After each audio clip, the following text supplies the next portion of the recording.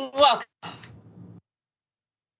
And today I'm Richey, thank you for having me. And I am excited to be joining by A.B. Burns Tucker. That's right, it's her first time up. She is a law student and also the host of I Am Legally Hype. We have a lot of news to cover today, very important developments, including one that many of us have been waiting for over the course of our entire lifetime. Generally, it doesn't seem like we're moving any closer to justice. That is, a Mississippi grand jury has declined to indict the white woman whose accusations incited the lynching of the Black teenager Emmett Till. Now, what we know definitely about the history of this is that back in 1955, Carolyn Bryant Donham falsely told her husband that the 14-year-old Till had touched her, essentially inciting the man and his brother to murder the child. And although Bryant Donham's husband and brother were acquitted by an all-white jury back in the day, she has never faced any charges whatsoever or stood trial. And a Mississippi grand jury was considering whether to change that in terms of indicting her. This is a picture of Carolyn Bryant Donham. This woman here had played a role in the murder of Emmett Till, yet again manages to evade any kind of accountability as a Mississippi grand jury refused to indict. And this is what we know per the AP. After hearing more than 7 hours of testimony from investigators and witnesses, a Leflore County grand jury last week determined there was insufficient evidence to indict Carolyn Bryant Donham on charges of kidnapping and manslaughter. Leflore County District Attorney Dwayne Richardson said in a news release on Tuesday. And this latest attempt to seek justice, well, it was started when Till's family had unearthed an unserved arrest warrant for Bryant Donham, her late husband and his brother. The warrant is dated August 29th, 1955, and signed by the Leflore County clerk. The image of the warrant shows the current clerk certifying the document as authentic on June 21st. A note on the back of the warrant says Bryant Donham was not arrested because she could not be located at the time, and that is according to the New York Times, which cited filmmaker Keith Beauchamp, who was part of the team that discovered the warrant. Now, this grand jury decision, it really comes off the heels of this 87-year-old Donham, her unpublished memoir. She's essentially trying to rewrite history so that her legacy will be one of showing her as being altruistic. It seems that in her memoir, she's claiming, she says, I did not wish Emmett any harm and could not stop harm from coming to him since I did not know what was planned for him. Donham says in the unpublished manuscript, I tried to protect him by telling Roy that he's not the one, that's not him, please take him home. Sure. Yeah, I'm sure.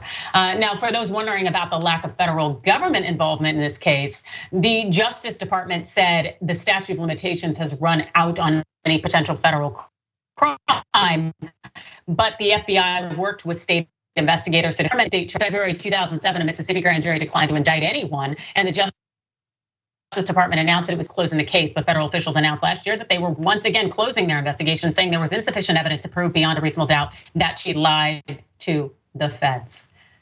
Oof, this is essentially, as far as I'm concerned, it's just another reflection of how the system is not here to address any of the ills that have been waged upon the Black community. Emmett Till was murdered. He was a 14-year-old child visiting Mississippi from Chicago, and his body was torn apart and ravaged, and his mother had that open casket. It was something that was extremely memorable and seen by people that this is what happens. This is what white supremacy will do to a child who is lied on, and this woman played a role. As much as she would like to rewrite history, I will not allow that to happen. And it's so incredibly upsetting that we can't get any semblance of justice, especially when we see that there is no statute of limitations when it comes to murder. And also we see society continue to go after Nazis who have committed war crimes and who have done heinous things to people. So why Carolyn Bryant Donham gets a pass is beyond me. AB? Yeah, it's really unfortunate that this is falling by the wayside like this. When you think about the fact that this woman has admitted to what she's done, she wrote a whole book about what she did. Again, we have a 14-year-old boy who did not get justice. He still has a mother who had to deal with this as well. And when you think about the fact that this went to a grand jury, which is one of the most private juries ever, right? Like, There's no defense there. So how do you not have enough sufficient evidence to prove beyond a reasonable doubt that this woman participated in this crime against this young boy? So it just makes you wonder, what really happened in that grand jury room, again, because there's no transcripts or anything like that we can get to at this point. But it's just unfortunate. And I think that, we look at an old white woman in Mississippi and we see what the law is. And this is why we need to be way more involved in the laws that are being established and be way more active in trying to get laws changed, because she needs to see justice for what she did. Absolutely, without a doubt. And the thing is when these historical aspects are not rectified, they continue to send a message today. They let us know as Black people that the harms that were waged upon us and continue to be harnessed aren't deserving of justice, even though we see others around us who continue to get justice. And this is all, as far as I'm concerned, part and parcel with the talk about reparations. Again, it continues to say that what was done to you and what we're doing to you, that there's nothing worthy of justice, that you will never be worthy of justice. It's absolutely disgusting, and it's very upsetting as far as I'm concerned. But I really want to thank those who continue to pursue some kind of justice out there and do not give up hope, because Carolyn Bryant Donham needs to be brought to justice. And we will be back right after this. As Dr. Richey says, stick and stay.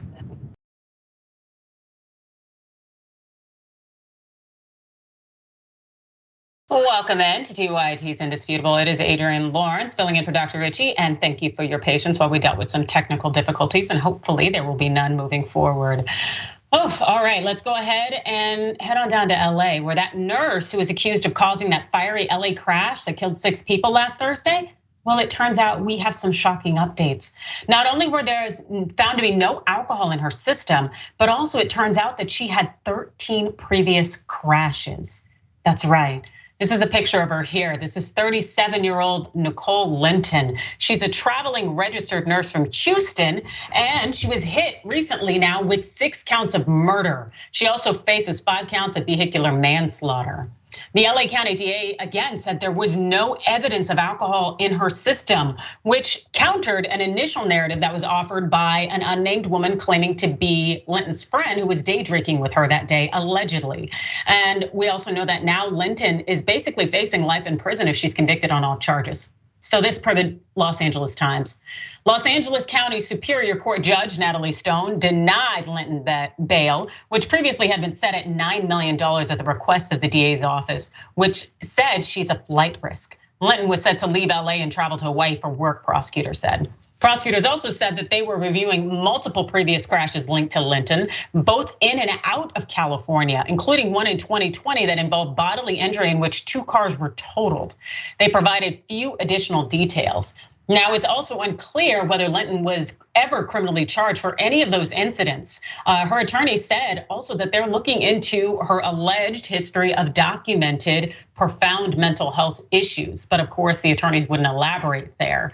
Now, if you recall, as far as this accident goes, last Thursday, her Mercedes had plowed into traffic at a very busy intersection in Windsor Hills, bursting into flames upon colliding with multiple cars, setting at least 3 of them ablaze. Now, Linton was allegedly going 90 miles per hour in a 35 when she blew through a red light, hurling her Mercedes into a light pole. Now, the impact and resulting fire killed 23-year-old Asheray Ryan, her unborn child, 11-month-old son, Alonzo Quintero, her boyfriend, Reynold Lester as well. Now, Ryan was 8.5 months pregnant and en route to a prenatal checkup. The unborn baby has been named Armani Lester, according to the coroner's office. But the unborn child couldn't be included in Linton's charges, as an unborn child is not considered a human being here in California.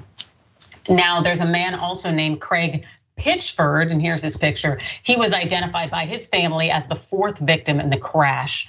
2 additional women who were killed have yet to be identified. And in addition to the fatality, 6 children and 2 adults were also injured. There were a lot of people who were harmed by Linton's actions. Now, the photos also that were posted online of the crash show that Linton was on the curb with a bloody arm. She was hospitalized with moderate injuries for several days before she was taken into police custody, but clearly she survived this unscathed. when you consider it in the context of people losing their lives. Again, 90 miles per hour reportedly in a 35, and the woman has 13 other crashes. Something is very wrong here. What do you think, AB? Yeah, so first my heart goes out to the victims and their families because I'm sure this is a very tough time for them.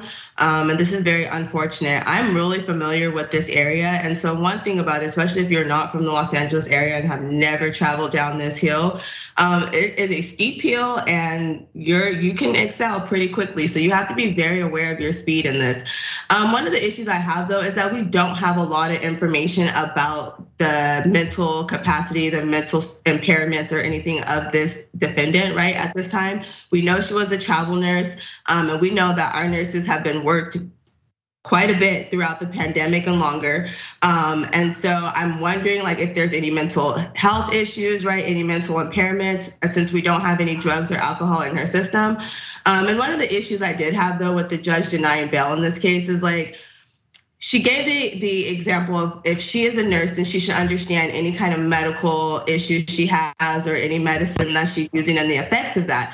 And while that is so, I think sometimes we miscalculate how mental illness works, and we assume that the person is just as aware of their status or what they have going on when they're, having a mental episode. So if this is the case, I really want to know more about why, this seemingly, this woman who's a professional woman has, decided to go 95 miles per hour down this steep cliff or steep hill rather.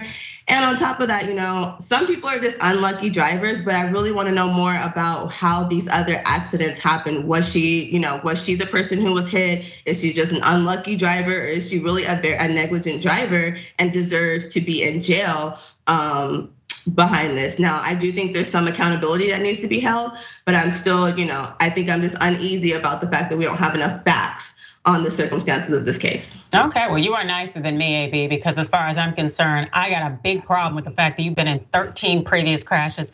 I don't care how much you're out on the road. I think there are Uber drivers who have fewer collisions than this woman. Of course, I'd want to know the gravity of those crashes, but they did say 13 prior collisions. How do you even keep any kind of insurance with that? And also, too, if you're a nurse, and I do very much appreciate the observation that you made, AB, in terms of nurses working very hard.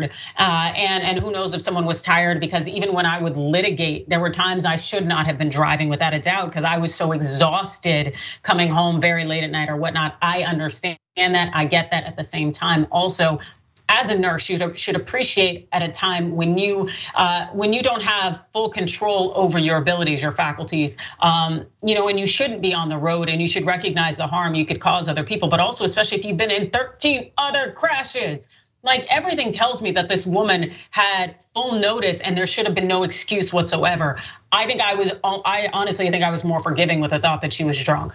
The fact that she was sober, that scares the hell out of me. And so I understand why the DA escalated these to murder charges, because when you understand the sanctity of human life, because you're in the medical healthcare industry, as well as you understand how collisions work, because you have had 13, as far as I'm concerned, then you are a full-fledged human being who should have been 100% aware of what they're doing and the potential gravity and risk and injury to individuals you could cause.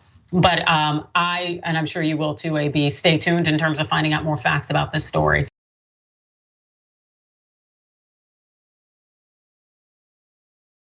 And there's also another story out there that we definitely want to see more facts, because we don't necessarily understand the DA's take on that. And it's in Nebraska, where a teenager and her mother are facing criminal charges, allegedly because the teen aborted a fetus in violation of state law.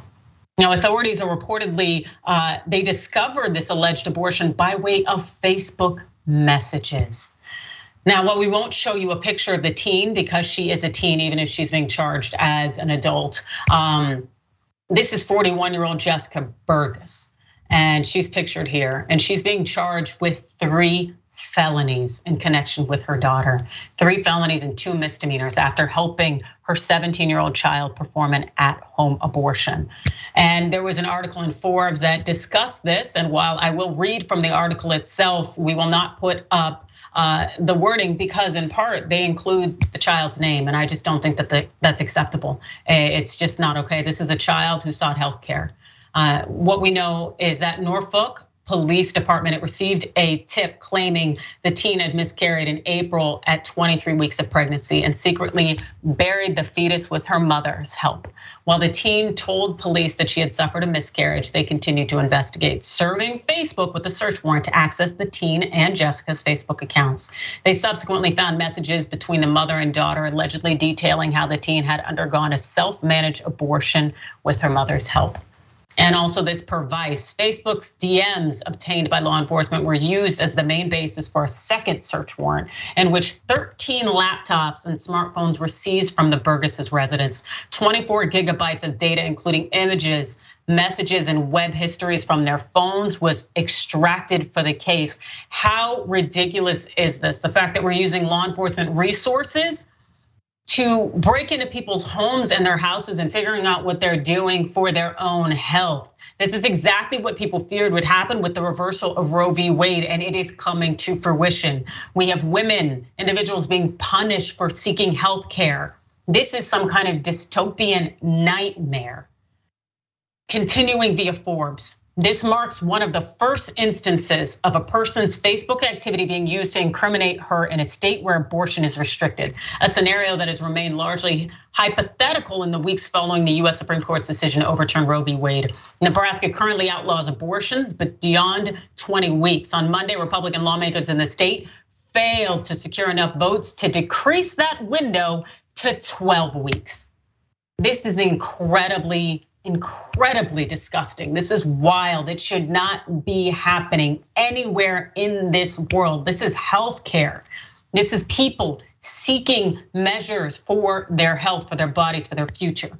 And as far as it concerns when it comes to Facebook and their role in this matter, it really seems that the company has its hypocrisy in full effect. A month before the teen was charged, Mark Zuckerberg, CEO of Facebook parent company Meta, was asked by employees how the company will protect those seeking abortion. Zuckerberg replied that efforts to expand encryption access or across the platform will keep people safe, Cyberscoop reported. How safe is this gonna be? And I do very much understand when it's social media platforms seeking warrants, because I've sought one. I have subpoenaed social media platforms when I have been representing clients or seeking cases. And so I get it, and I know the process and how they respond. It's just extremely devastating and disgusting that Facebook did not push back. They should have been pushing back, fighting back. They have the resources. They could have kept this in the courts, and they could have made this difficult as hell for that law enforcement authority to have gotten those messages. Instead, it turned over with a quickness. This speaks volumes. AB? Yeah, this is a danger that we face now when you have the government in control of your body, right? Instead of actual health professionals. I think one of the beautiful facts of Roe v. Wade, although controversial, was that at least the justice that wrote the opinion sought the advice and sought to do medical research to understand the effects that this would have on a woman or a person who gives birth, their body. So now we're faced with this, where we already have an unjust criminal justice system. We already have an overwhelming prison population. And now we are charging children as adults for making health decisions. How can our society be okay with this? This is gonna be a huge problem. I think we're now being more aware of the effect of overturning Roe v. Wade, of what this Dobbs decision has opened us up to as a country. And we really need to stop and think, are we okay with this? Changes need to be made. In addition to that, I don't like the fact that Facebook tried to use the excuse that the warrant was vague. I think they mentioned something about the warrant, said they were looking for a buried baby or something to that effect, or a baby that had been harmed. I think they should have double checked on that just to be on the safe side first, because the reality is now we see the type of tactics that can be used to get this type of information from these conservative states that want to prosecute people for making health decisions. So I think we're on a very dangerous, slippery slope right now. And I think the reality is maybe a lot of people didn't understand the effects that overturning Roe v. Wade would have had on us as a society. So now we really have to take a look at the decision that has been made and figure out how we can fix this, because this is going to cause a lot of issues. And again, we already have an overpopulated prison. This is not the type of thing we need to be sending people to prison for. Nope, this is not how we should be spending our resources, and also not how law enforcement should be spending its resources, particularly given that law enforcement rarely ever prevents crimes at all. This is extremely problematic, and we will have more for you when we come back. As Dr. Richey says, stick and stay.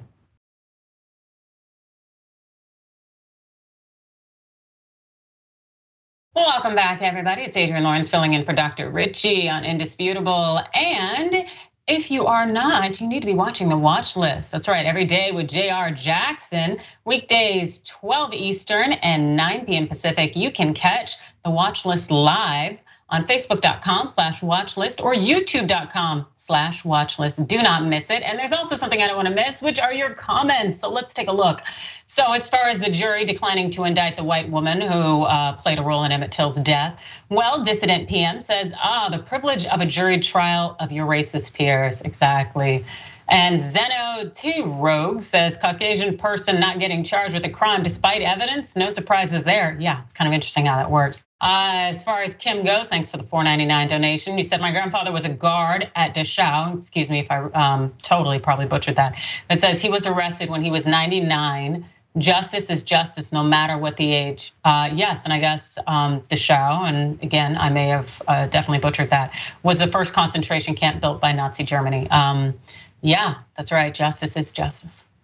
C. Michael Henson, thanks for the $5 donation, says it is clear that white supremacy wants to erase the history of slavery, racism, and racial injustice in the country. Do not let them. You're absolutely right about that. It seems that our nation really enjoys the hypocrisy of pretending that we all are entitled to life, liberty, and the pursuit of happiness, when clearly it's only a few. As far as the traveling nurse goes, well, Kaya Duvall says, how did she survive unscathed? It's so weird how she survived without issue.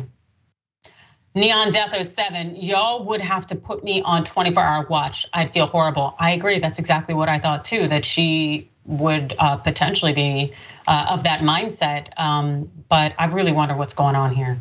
The fact that you've been in 13 other crashes, that's just weird. Mickey C, the silver-haired dragon, says the video shows that she never hit her brakes. With mental health issues, was she trying to commit suicide? And with so many other accidents and mental health issues, why did she not lose her license years ago? Ding, ding, ding. These are all interesting questions. I would love to know. And also it'd make me want to look at her patients, make sure none have suddenly died, because come on now. Nebraska prosecuting the teen for abortion Facebook messages. Owen, AKA Schmoopy Dragon, says this story scares the crap out of me. People can no longer talk about abortion on any social media or messaging apps, or privacy is no longer private. I can't begin to tell you how much I've told people this. No, you can't do that. If you're gonna use iMessage, use iMessage. It is encrypted. You can use WhatsApp, that's also encrypted. Better yet, use Signal, anything sensitive. Don't talk in DMs about anything. I don't even talk about people in DMs. It's just foolish. Cooking with Miss D says that's crazy, getting a search warrant to punish women. And Beer Dragon says, once again, everything you put online is there forever, whether or not you delete it. It is right, no. Is it right, no? Is it the way it is? Yes, absolutely. So yes, don't use social media at all to relay anything back and forth in any way, because hey, they can subpoena it, they can get it, and then they end up getting you. This is a very, very scary situation, as well as it was a scary situation at a hospital in New Jersey, where a cache of guns and weaponry were found. And we will definitely talk more about that after we talk about this Karen. It was a throwback from 2021, but I hope you enjoy it. You want to call the police on them for having a barbecue on a Sunday. I feel free. Back off! I'm going to tell them there's an African-American man threatening my life. Outside range. And your employee who was raised or voiced up to me, I want your manager's contact information. Because I'm not going to be talked to like that when I'm waiting out here for over 45 minutes for fast food. Don't say a word to me. I did not. I asked her to move up. You understand that? I know you're a customer, but I am a human being. I just work here. You better give me your manager's contact information right now. Is there a reason you're yelling at a 16-year-old like that? I want your manager's contact That's me. information. You're the manager? Yes, I am. Give me corporate. Would you like a? Would you you like a receipt with my name on it? My name is on this building, ma'am. Well, great, you got your rights to that. You talk to a 16-year-old. These people are wild out there. That's right, talking to a kid like that. This is McDonald's, you're not walking into a 5-star Michelin restaurant. It's Mickey D's, you got kids working there. I cannot believe that Karen was going off like that, AB. First of all, the fact that you waited 45 minutes for some McDonald's when I could tell by your grammar it's probably a McDonald's on every other corner in the city in which you live is wildly ridiculous to me. Let's start there. Second of all, you can't just be talking to kids like that. Okay, that's out of pocket. And third of all, I felt the energy of that young lady who kind of clapped back a little bit because these young teenagers are tired, okay? First of all, it's hard enough for them to get these type of jobs because of the nature of our economy. You see more older people working in these type of establishments than you do teenagers anymore. So that's one thing. Second of all, these teens have been exposed to so much racism and Karen audacity, right? By way of the internet, much more than probably my generation or maybe a few generations before us, a little give or take, right? They are exposed to it on a daily basis. And I'm sure they're tired. And she just seemed tired. Like I felt the energy of that. But Karen, learn how to cook. You could have made some hamburger helper. You did not have to be in McDonald's acting a fool, or you could have walked 2 blocks, drove 2 blocks, whatever you had to do, and got your little Big Mac. Absolutely, you could have done something because it's like it wasn't there, it wasn't happening. This is McDonald's, come on, just people are really special, including this gentleman who was working at a hospital in New Jersey, Reuven Elianoff. Excuse me, I pronounced his word, I'm sure I butchered it. Because apparently he is responsible for a cache of guns and weaponry that were found in that hospital. Yeah, so this gentleman, Reuven Elianoff, is 46 years old of Elmwood Park. He was taken into custody at Newark's Liberty International Airport by Secaucus police with assistance from the US Department of Homeland Security. He was charged with possession of an assault firearm and 2 counts of possession of a high capacity magazine. That's according to the Secaucus police chief. Now the hospital officials, they said this in a statement. The presence of weapons in a hospital is inexcusable beyond comprehension and contradicts our mission of care and our commitment to the safety of our community of staff, patients, and extended community, a Hudson Regional Hospital official said in a statement. While regrettable, this incident has given us occasion to review security protocols and we have taken steps to assure it. So what went down was basically it was responding to a bomb threat. The police swept the hospital and no bombs were found, but a bomb detection canine gave a positive indication on an unlocked closet within an office. Now, upon entering the closet, police discovered a large cache of rifles, shotguns, and handguns, along with assorted ammunition from the firearms. That's what Miller said, according to the Jersey Journal. A total of 11 handguns of various calibers and 27 rifles, shotguns were discovered. A Chris Vector 45 caliber semi-automatic rifle with a high capacity magazine was also recovered and determined to be an assault rifle. Additionally, 14 round high capacity handgun magazine also seized. The bomb threat was later determined to be a hoax. Wow. It's interesting how the hoax is why they end up finding out something that was not a hoax at all or not even comical. It's the fact that this man was building an arsenal in a hospital. AB? Yeah, that's a little scary. I mean, on the one hand, I know we just saw the incident where someone ran up in the hospital looking for the doctor, and shot a couple of people. I get that. But on the other hand, it's like, this is a hospital. You have different type of patients. You have mental ill patients. You have children, right? Someone could have easily gotten a hold of those arms and it could have got real ugly in there.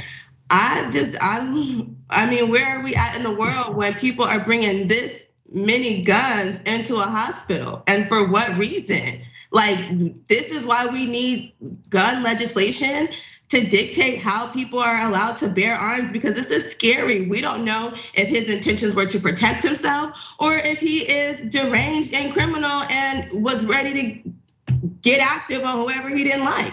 This is not okay, and I'm scared about where we are right now with the gun legislation, when people just have ARs and rifles just in the hospital, in a closet, and undetected.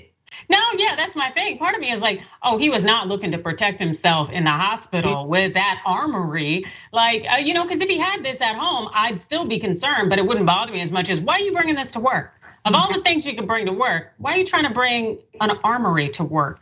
And you're absolutely right. The fact is that there are so many different people in hospitals. There are children there. There are all sorts of people. And these weapons were not in a safe in any way. They were in a closet. A dog sniffed them. Like, get the hell out of here. What is this individual thinking? I don't know. It's wild, but AB, you are absolutely right to be concerned about people's mental health or actually just people's decision-making process, because it is incredibly disconcerting. And I really want to know what this individual's motives were and what he thought he was going to do by, again, having this armory inside of a closet at his workplace, which is a hospital. Very weird. But we will be back with some more interesting and possibly weird news. And as Dr. Richey says, stick and stay.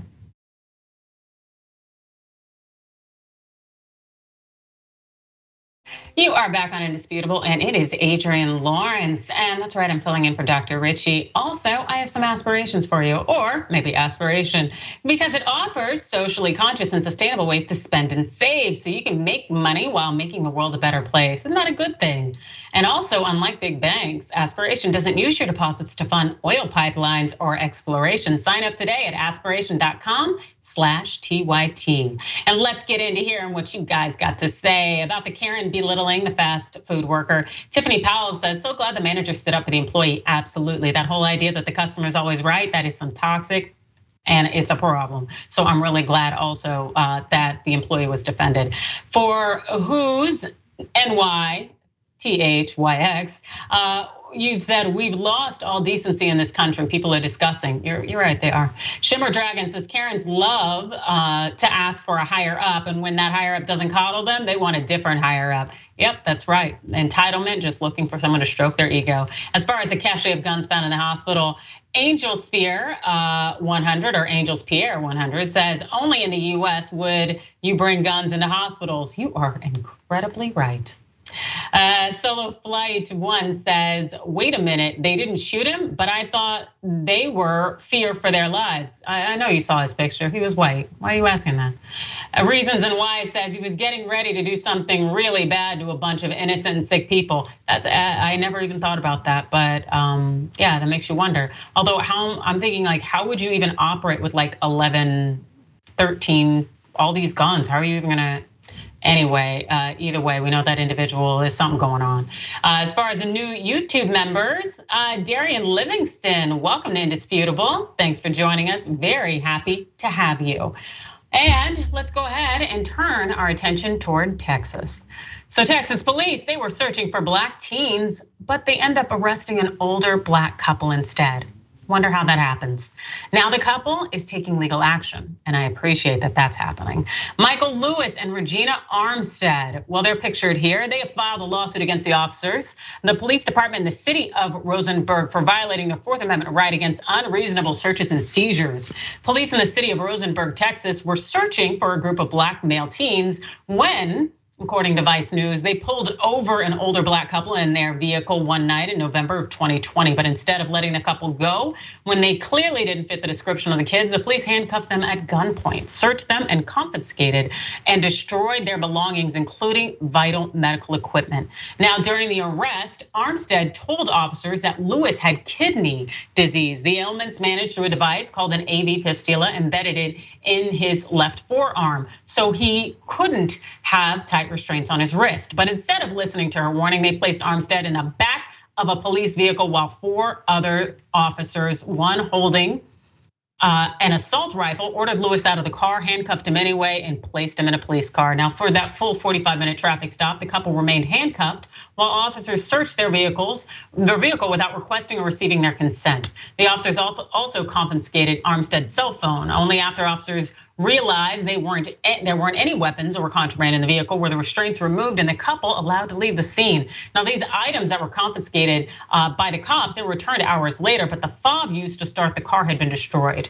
Lewis had to get 3 medical procedures to replace the fistula in his wrist, causing prolonged pain and suffering. The lawsuit says Armstead and Lewis are also suing the department for violating the ADA by not accommodating Lewis's disability and for wrongfully seizing their property without cause under state law. The couple's asking for monetary compensation as well, as they should. If anything, they need to be paid to hide heaven. But unfortunately, of course, as we know with any kind of payment, that's really coming from we the people as opposed to the police from which it should come.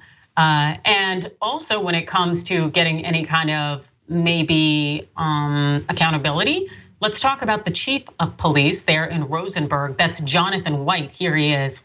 Now the lawsuit lists at least 26 civilian complaints going back to 2017 that accused his department of stopping and searching people without cause. From the lawsuit details, it definitely sounds like they stopped this older black couple without cause because clearly they were not black teens. So it didn't seem that there was any probable cause to stop them and that the actions were nothing short or shy of harassment. And the thing is if this department, Rosenberg, has a history of doing this, I would like to hope that DOJ would intervene. But then again, I know DOJ is quite busy right now, but at least the state should intervene with this law enforcement authority. AB, what do you think? Unfortunately, this is Texas. So the degree to which we see any real justice in this case is it's a little skewed at this point.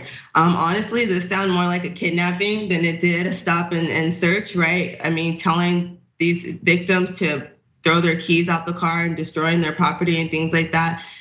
I really, really hope that they get some leeway on this lawsuit. I hope they have an amazing attorney that can argue this to the gods and that somehow, some way, this couple finds justice. It's really unfortunate that being black in America is now seemingly a crime, right? And it's been this way for so long, but I guess now people are seeing it more often. You're seeing it for real, and it's not just young teens. Granted, they were looking for young teens, but at this point now we see anybody can get it. Someone's grandparents were stopped and harassed like this by white police officers. I'm sure that they feared for their lives, right? When you have one cop behind you, let alone 3 with a rifle, you are using your position of power to intimidate these people, not to solve a crime or not to find the suspects you were looking for. And while you spent 45 minutes stopping these people, that was 45 minutes you lost trying to find the people you were really supposed to be looking for. So thank you for how you used our tax dollars to do your job. When you talk about how you're overwhelmed, police want to complain about how they're overwhelmed and they're being defunded. Well, you use your time doing things you aren't supposed to be doing. You were supposed to be looking for 3 teens.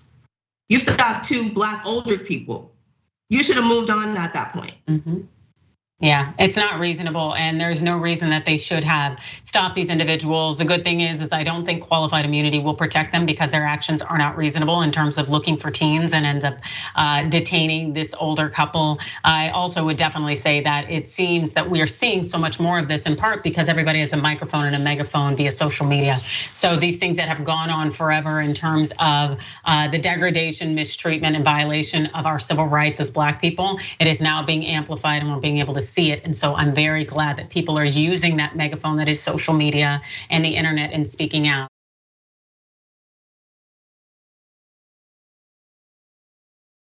And among those who I am very happy that they are elevating these issues is also this woman who's a black Missouri mother. She's filed a lawsuit after she said that her children were called the N-word by fellow students who also threatened to fight, kill, and hang them from trees. And the school did nothing about it. Now this went down in the Kearney School District in Missouri, and the mother is Tiffany Witt.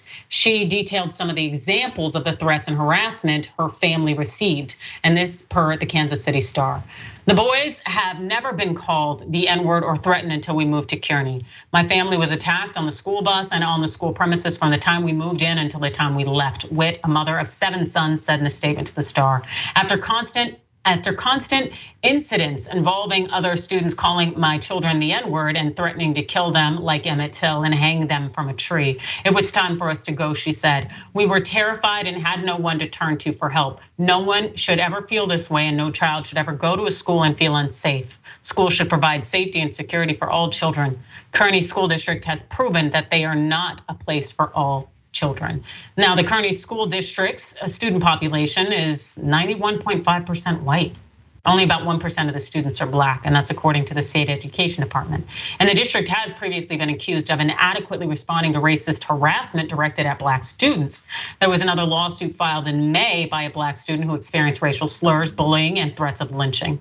Now, Witt contends that the district deliberately refused to act and was uninterested in bringing about any actual change. And she made an effort.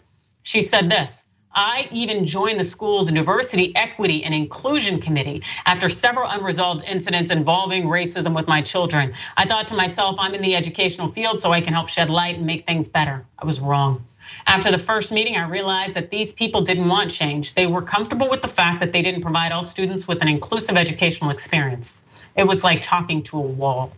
Now, Kearney officials said they cannot comment on pending federal litigation, but their spokesman, picture here, Ray Weichel, offered a brief statement. He told the Star that we are certainly aware that we need to continue to ensure that we are serving all students no matter what, and that we're providing those outstanding educational experience, and that they're able to attend classes in schools that are nurturing and safe and welcoming for all students. That's a baseline for us. And that's work that we are going to continue to address, both within our schools and also in partnership with our community as a whole. Yeah, let's talk about that community, because those kids didn't just pop out of the womb, being little Klan members. Like, let's be real here. They're learning that stuff from their family. They're picking those things up because they are considered acceptable in the community around them. No matter what those people say, they can't tell me that those kids aren't seeing behavior. They're hearing things that they are echoing or embodying when they are interacting with the few 1% of Black children who are attending that school. It really does speak volumes, and I really think that Ms. Witt is probably correct in her assessment in terms of being on the DEI council for that school district, that there is nothing that they are necessarily looking to do to advance their community and their school in terms of ensuring that the Black children who attend there, the few and far between, that they are treated like whole individuals deserving of respect. AB? I think this is why it's really important to have equity, inclusion, right, and diversity, not just in our schools, but in our higher, and where we have higher level education, right, in those positions, in those offices, because these type of people get comfortable in the space that they're in, they think it's okay. I think it also highlights the reason why it's so important to see justice and action in situations such as what happened to Emmett Till, because when there is no accountability for that type of activity, then these children believe that it's okay and they can get away with it because there are no consequences. And so this type of behavior carries on. This is another reason why teaching students about critical race theory is important, so that you understand what these type of actions lead to long term, how you are making people feel, and how to integrate in society. The reality is that in America, our population is mixed. You're gonna see Black kids, white kids, Latino kids, people from all nationalities, backgrounds, cultures. We have to start teaching our kids how to handle that and deal with that. Unfortunately, we have adults that don't agree that other people should have the same type of respect and feel included in where they get their education. But there's enough of us that do and understand that. And we need to continue to put the work in to make sure that these type of things change. I am so happy that this mother took proactive action and tried to do her best to advocate for her children, because we don't see that a lot. A lot of times we see parents just give up because it's so frustrating and it's damaging to children, it's damaging to our culture. But I'm glad that she at least tried to make the effort to make a change, but now we see the real. They don't want change. So we have to find another way to be proactive. Absolutely, and I hope she filed a complaint with the Civil Rights Unit of the local US Attorney's Office Civil Division, a division that I worked in New York, and I know that her state will have a division. And of course, I'm sure they're very busy considering all the nonsense that Missouri gets into when it comes to race relations. We will be back with more soon, and as Dr. Richey says, stick and stay.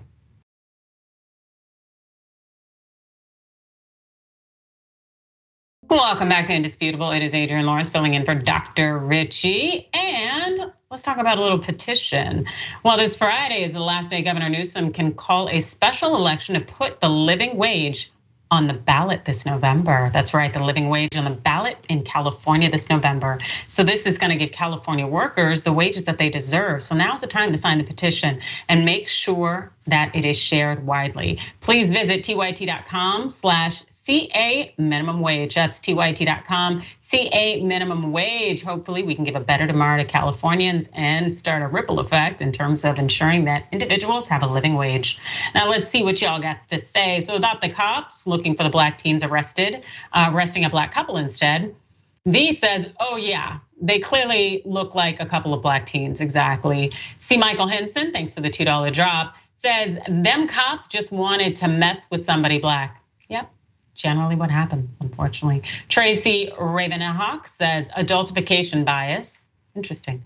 As far as the Missouri School District said, did nothing about racist threats.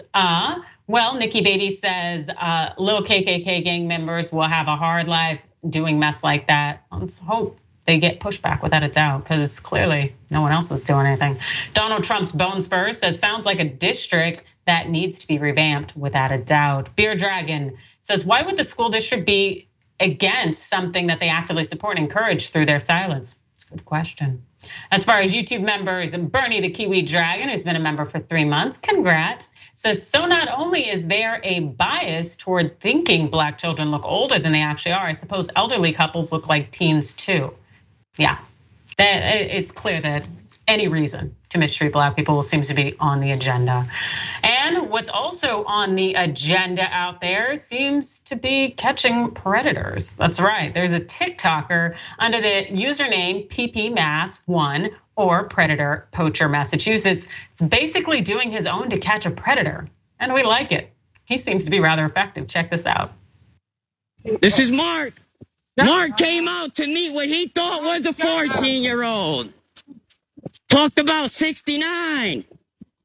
He said he had toys. He thought he was gonna use toys. He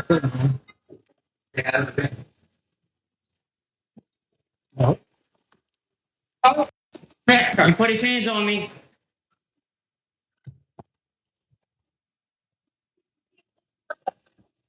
This guy, what is he doing holding your door shut? This guy came out to meet what he thought was a 14-year-old man. I don't know why he came in your establishment, but if you guys want, please call an officer, because he's getting aggressive, as you can see. He invited out what? He thought it was a 14-year-old boy for a second. Yeah, right. I have all the messages. I don't know. You probably me. Now, this incident was uploaded on August 2nd, and according to the text overlay of the original video, this man was caught meeting someone he thought was a 14-year-old boy. So do you want to know what happened when the police actually did arrive? Watch this.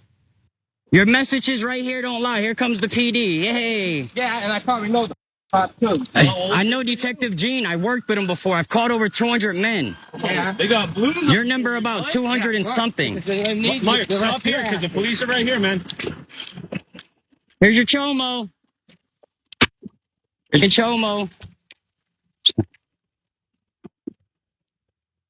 I want these men to stay. You don't want nothing. You put your hands on me first and foremost. Figure it out, but don't raise your voice. ASAP. I'll go home and get it done. I'll go to Walmart and get the flash drive right away. He's so helpful, absolutely, and I'm glad the police arrived so swiftly. So we do have the final conclusion to this saga, and the TikToker basically ends up offering evidence that leads the officers on the path that they should be on. Check this out. Yeah, he was trying to go through that phone too. I don't know what he deleted on it, but he don't have a car. He has no car. Walked. No. Yeah, he walked. And as long as my evidence is solid. What I'm gonna do, he's gonna give me what he has. I can give you the phone if you want. want. I'm gonna seize his phone. Do you want my phone to go download it? If you can you do it? You don't have it? Do that off of me. All right, I'll do it. Yeah, do it off of and me. I'll get it to you today. Right now, we've established probable cause from a named witness. He's a reporting party. I can verify Jason because I know Jason. Jason and I have worked together before. I can put that in. So that coupled with all that, with the probable cause, we have enough to arrest. Yeah, so they are quite effective there. That's the Predator Poachers Massachusetts, and here's what we know about them. That individual who you heard, that officer mentioned the name Jason, that's Jason Velasquez. And his mission statement is as follows. PPMAS is an activist group raising awareness about online predators and the underage children they prey on. We focus on protecting children from becoming victims while exposing these predators and bringing their criminal behavior to light. By raising awareness, we hope to educate parents, grandparents, and the community at large about the dangers of social media and how easily a child could become a victim. Yes, even in your hometown. Through our efforts and the efforts of all who seek a safer world for our children, we hope to make a positive impact within our community. We hope for a day when our efforts are no longer required, but until then, we will fight for the kids and for tougher laws and legislation against predators going forward. Now, PPMAS doesn't endorse or condone causing any harm to these individuals, be it physical or otherwise. And I will definitely say I'm generally not a fan of kind of vigilante people who are untrained, engaging in what they call police work. But then again, as we know, a lot of police work isn't necessarily all that effective anyway. But I very much am a fan of this. The individual has the messages that they say reportedly show that this individual was engaged in predatory acts, pedophilia, or seeking to engage in such acts. And so to stop them, to get in the way, that is something that's very powerful when it comes to protecting members of our society. And you know what? And the police being willing to hear him out is such an also a powerful thing. And I think it can lead to considerable changes because Velasquez isn't necessarily set to the same requirements and standards when it comes to the law, due process, probable cause as law enforcement is. And so having him out here doing something like this, hey, I ain't gonna fight it. I like it. AB. I like it too, right? As a mother myself, I'm glad to know that we have some help out here in these streets and catching these predators. The police can't do it all. They're overwhelmed, remember? I think PPMAS did a very thorough job in this situation, and Mark about to lose his job. And I'm glad, because there's probably people out here who didn't even know you was nasty like that, Mark, and now you are exposed and out here. And so good for you. So PPMAS, I'm here for it. I think you did it. Go ahead, keep doing it. Yep. I'm a huge fan of this. I just think it's really great. We are essentially taking advantage of that whole takes a village and protecting these kids because they need that protection out there.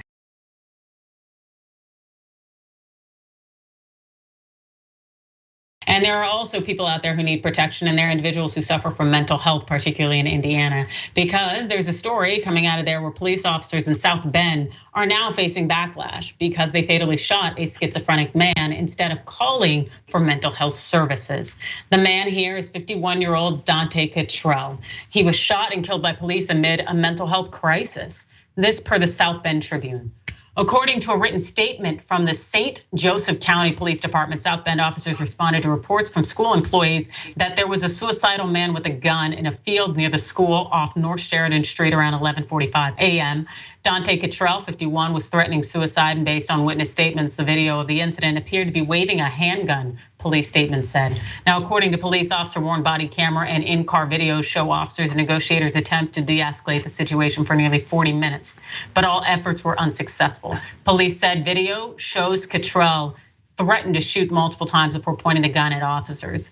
SBPD SWAT team officers then fired upon Cottrell around 12:30 p.m., who was then transported to a hospital and later died. Now, a video posted on Facebook captured the scene as police negotiated with Cottrell before ultimately killing him. Community leaders also were on the scene, and they've criticized the police response because the police did not allow them to interact with Cottrell, essentially to try to de-escalate the situation. And when I'm talking about individuals that he knew, I'm talking about his fellow churchgoers, his mother, people who knew him and tried to de-escalate the situation. Now, the Reverend J.B. Williams of Abundant Faith Family Ministries in South Bend reportedly witnessed the incident that he called a military-style operation in response to mental health crisis. Williams said he was called to the scene by a congregation member, but he was told it was against police protocol to allow him to approach the man in crisis. Now, a local mental health center previously created a pilot program to accompany police responding to mental health crises there in South Bend, but they were not called in this situation due to the supposed presence of a possible threat. They were available to respond to the incident on Friday. Rebecca Go, a member of Faith in Indiana's Jail Diversion Task Force, said, when they were not called, why they were not called, I do not know. they were the appropriate people to respond. South Bend Mayor James Mueller said it is uncommon to send a crisis response team separate from law enforcement when there is an imminent danger, adding that there is already difficulty to find officers to respond to situations that could end in death. I know there are a lot of calls for that, but in a volatile, potentially dangerous situation, I don't know that those teams are the ones that would go in, Mueller said. The thing is, the teams didn't even get the opportunity. The reality is, if you're working with an individual who's having a mental health crisis, a whole number of range of things could go down. And so if a mental health counselor is up to that and willing to take that risk, I think that that's the best thing to do, to allow them to go in, because as the mayor already says, it's hard enough to find police officers to respond to a situation where it creates a life or death moment. But there may be mental health counselors who do have that level of courage to step into situations like that. And so giving those officers or those individuals a chance to get involved and to use their skills and training to de-escalate a situation would seem to be the wiser thing to do, as opposed to send in officers who are already afraid to be there, who are wielding deadly weapons. AB? I think you hit the nail on the head when you said we're sending in officers who are already afraid to be there, right? A suicide is a cry for help when you have a suicide attempt, and you couple that with mental health issues, right? People are already scared of the police in their own level-minded mental capacity. So just imagine having all of that going on at one time, what that could cause. This was the police opportunity to not only protect this man from his own mental derogation, but to serve him with the proper team and the proper people that he needed to bring him down from this moment and de-escalate this moment. Police are not trained to do this, right? They are trained for combat and they're trained for fight, and they're not even really prepared for that, as we continue to see on time and time again. So it's unfortunate that this man lost his life. And again, my prayers and my heart goes out to this family, because this man had a family. It's hard enough having someone in your family who is mentally ill. But the sadder part is that there were people there to support him and help him, and the police denied them the ability to do that. And now this man is gone. Imagine what that feels like for those people who were standing there, knowing that perhaps they were a little more prepared to help this man, and they could have saved his life. And the police just, once again, we see another Black man gone at the hands of the police. Yeah, and it is absolutely devastating. It was unnecessary. And there were counselors available, as well as members of his family and loved ones who were willing to intervene. And so they had the courage. They also had the desire to not allow them to actually try to save his life, to de-escalate the situation. As far as I'm concerned, that is injustice. Campaign ad accusing Herschel Walker of pulling out a gun and putting it to the head of his wife, well, now ex-wife. According to her, he did this move multiple times, including choking. He had a fascination with knives and guns and was generally abusive. Now, this is not actually contrary to the narrative of Herschel Walker. I will explain, but here's the video. Do you think you know Herschel Walker? Well, think again. Listen to what his ex-wife had to say about him. His eyes would become very evil. The guns and knives. I got into a few choking things with him. The first time he held the gun to my head, he held the gun to my temple and said he was gonna blow my brains out. This was actually created by a Republican political action committee. This Republican PAC is anti-Trump and by extension anti-Herschel Walker. The information contained in the ad is seemingly true, very true. So much so that Herschel Walker basically admitted to this in a previous book he wrote, and he said this was part of his personality disorder.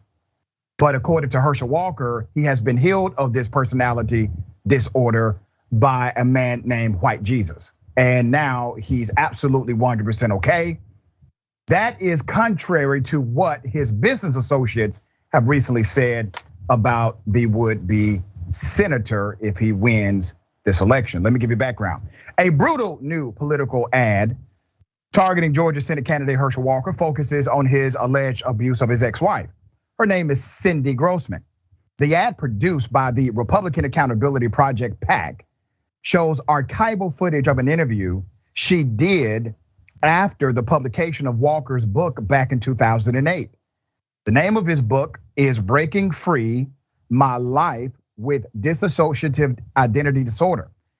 His wife filed the divorce, the ex-wife Grossman filed for divorce in December 2001 and returned to court in 2005 for a protective order after Herschel Walker repeatedly said that he wanted to kill her and he was going to, in fact, murder her boyfriend.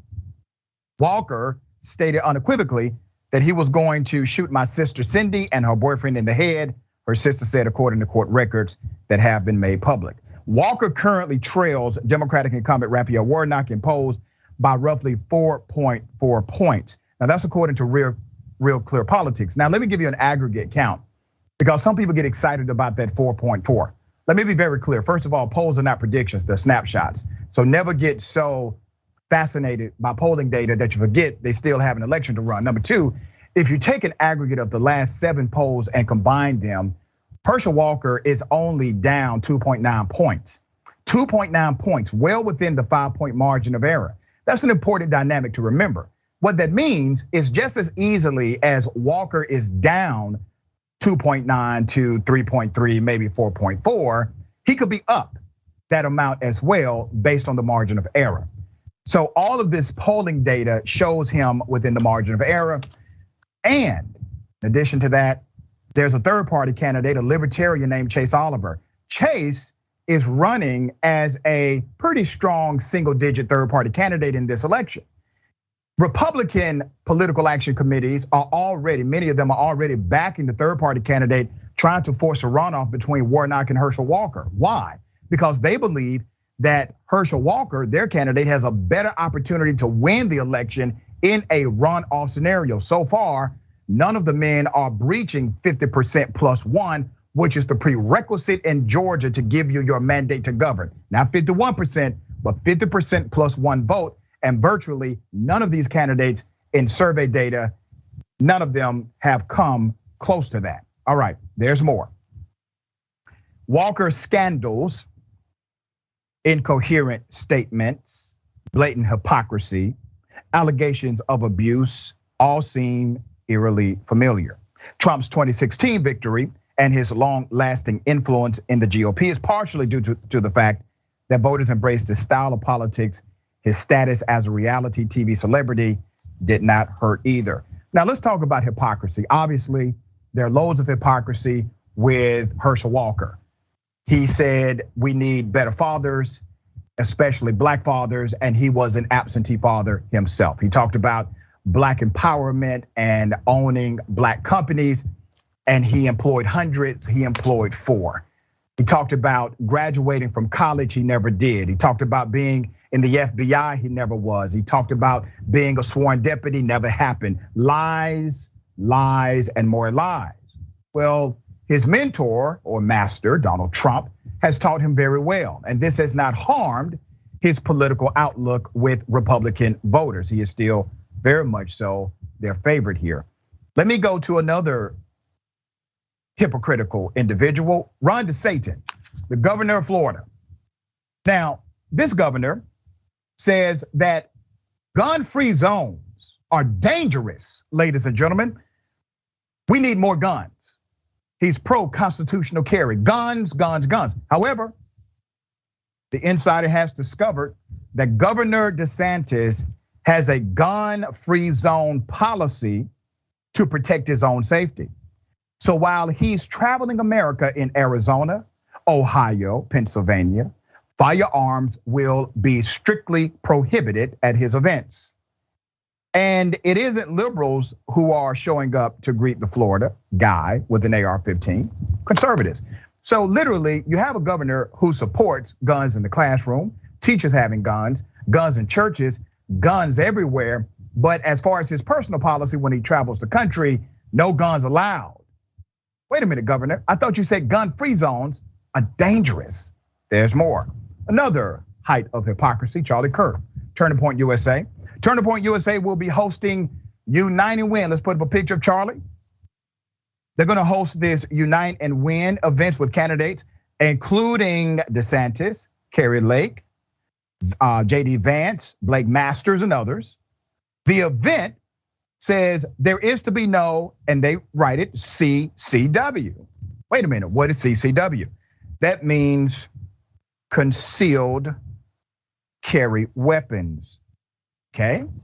They are not allowed to carry concealed weapons at these various events being sponsored by Turning Point USA. Ironically, TPA, Turning Point USA, has shared memes mocking such zones in the past. Hypocrisy on top of hypocrisy. So while they can understand the logic of having restrictions on guns for their own personal safety, they seem to not understand the logic as it relates to creating policy to make sure individual citizens are safe in public spaces as well. Wow. Adrienne, attorney at law, make it make sense. These individuals are antithetical to the policies they proclaim publicly. How did that happen? Oh, well, I would just say, arguably, members of the GOP, it's like this, almost you have to be a hypocrite in order to qualify. It seems to be even so more the case. I understand to a certain extent, integrity is an important part of just being a human being. That's a decent one, but it just seems too often that members of the GOP do not hold that quality at all. And we're seeing it in their actions, which seem to definitely be inconsistent with their words. And it really does show you that their goal is largely to push an agenda that they themselves do not necessarily subscribe to. And as a result of that, to shape and to control us, as opposed to walk with us and to enact policies and principles and aspects of legislature that are reflective of our own beliefs as we the people. And it's a very scary thing. And so as people continue to align themselves with this party on the right, what they are aligning themselves with are people who will hold them to standards that those individuals alone will not necessarily live by. And you're going to see considerable hypocrisy in their actions, as well as duplicity that will cause the downfall of our nation. Very well said.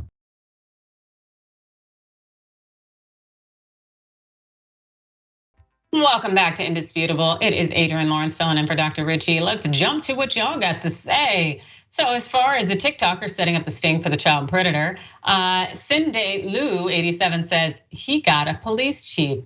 Yeah, that's right. One of PP Mass's videos does show a police chief being accused of being a child predator, being confronted and arrested. Cindy Lou 87 also said he was abused as a child and he actually provides help to those who admit they did wrong and need help. Wow, this really sounds like Mr. Velasquez is putting in the work. Very much appreciated. Shimmer Dragon says, now this is the kind of vigilantism I can get behind. Kudos to that TikToker, absolutely. Mo Fury says, please do Matt Gaetz and Lauren Boebert's husband next. Absolutely. I could barely get through those words because I was laughing so hard, as that would be amazing and is much needed. As far as the police killing the suicidal black man in a mental crisis, Love Big 41 says they're going to continue making this mistake with black people. Oh, absolutely, we've seen it. Beer Dragon says one of my colleagues in my doctoral program was also a cop, a damned good one, who is now also a clinical psychologist. Unless a cop has that level of training, he or she has no business handling the call. Absolutely, and I also don't understand why law enforcement agencies don't require police to have some kind of psychological mental health training to de-escalate these situations. If you're protecting and serving, you should have skill sets to be able to serve all members of your community, but that's just me. And also something that is probably just me, or actually not, is the joy of having Donald Trump face some consequences.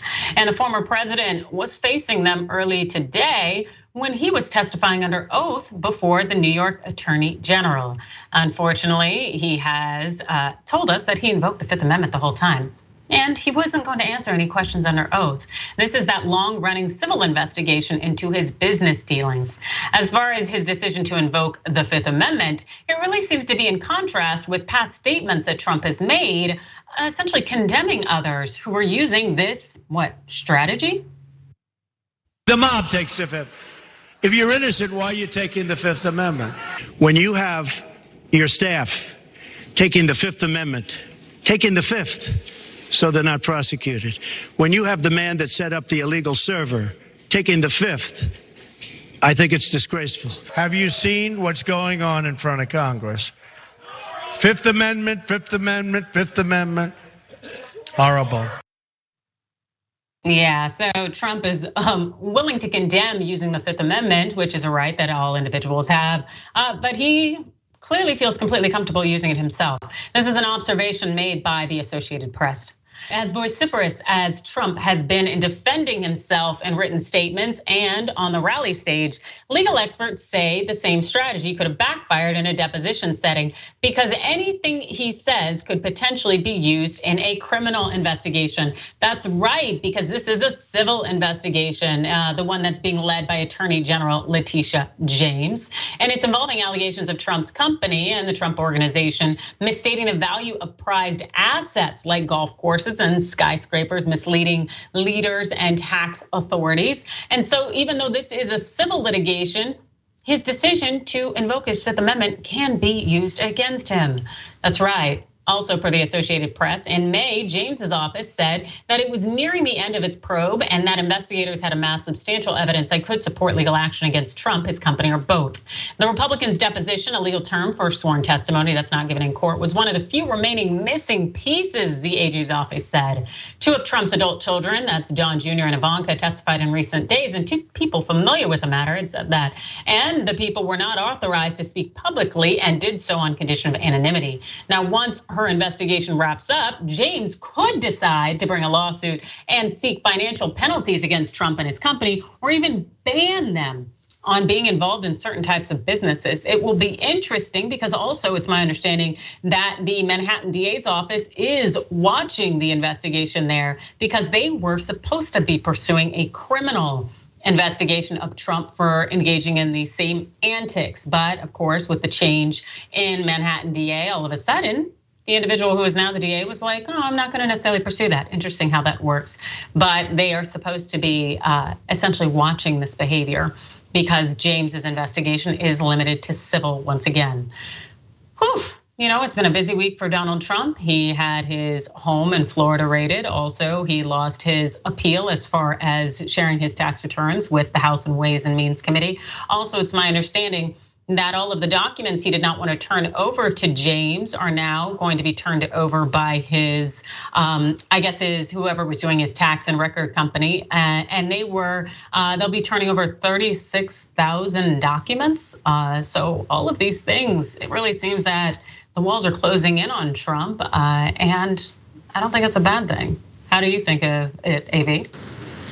Finally, we see some action, right? We have been trying to find a way. We knew there was some dirt going on behind closed doors, and we have been trying to find a way to get a solution to this. And now it looks like we're getting closer and closer to reality, is that there was some criminal activity going on in the White House by the way of faux five. We'll just say that. But I think the reality is, like, Trump supporters are almost cultish, right? Like, they are gonna follow him. They didn't already drink the sauce. They're gonna follow him regardless of what he says. They'll find a conspiracy on why he has been proven guilty if we get to that point, or whatever evidence they come up with against him. But let this be a reality to people who do not support Trump and people who are supporters of our platforms who don't watch normal news.